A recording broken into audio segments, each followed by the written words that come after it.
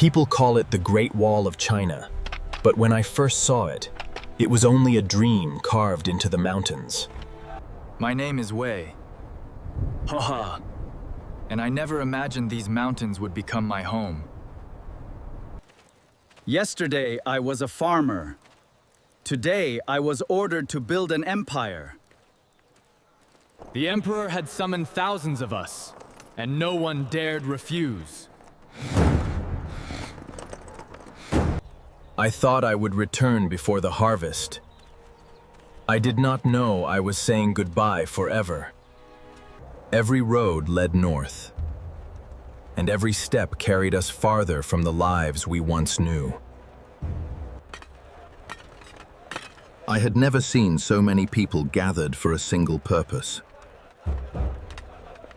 Stone by stone, earth by earth, the mountains slowly began to change. No one could move these stones alone. Only together could we make the mountain obey. As the sun disappeared behind the mountains, I realized this wall would outlive every one of us. Every mountain we crossed revealed another, waiting beyond it.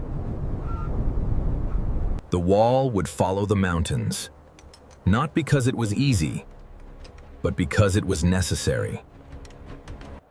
Before the stone came, the earth itself became our foundation.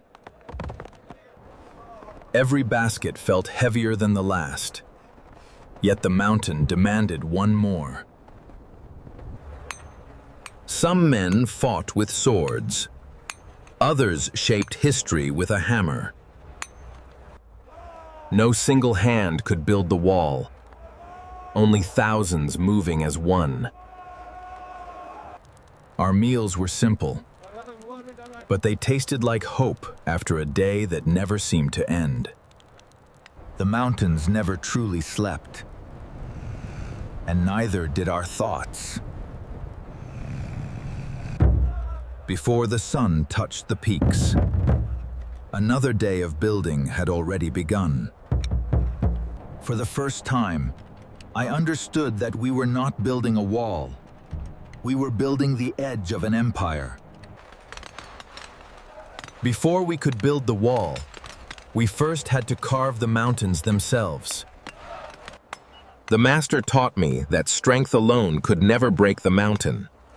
Patience was the sharper tool. Every block demanded planning before power. One mistake could cost many lives. When the ground was damp, the impossible began to move.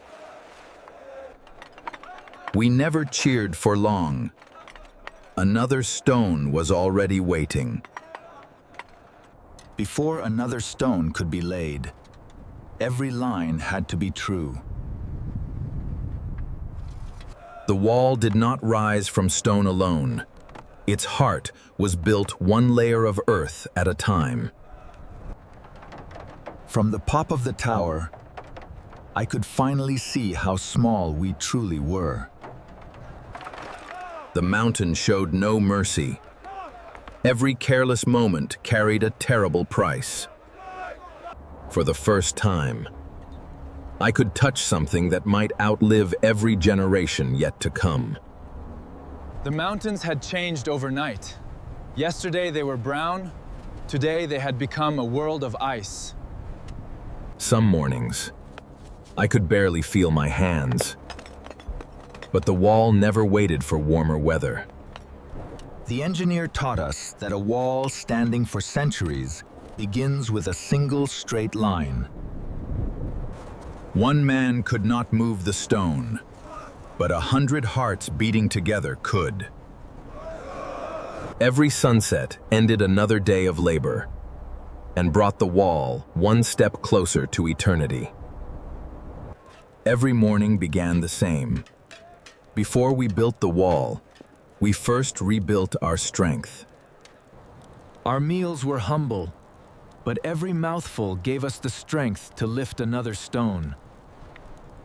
The wall demanded everything from us, and sometimes even our strongest companions needed time to fight another battle. The mountains never asked whether we were tired. They simply waited for us to continue. Standing above the wall, I finally understood. We were not simply protecting an empire. We were leaving a mark that time itself would struggle to erase. The mountain was never our enemy. It became the guide that shaped every stone we placed. We measured everything twice, because one careless mistake could live forever. Every tower gave another pair of eyes to the frontier, prepared, and another reason for us to keep climbing.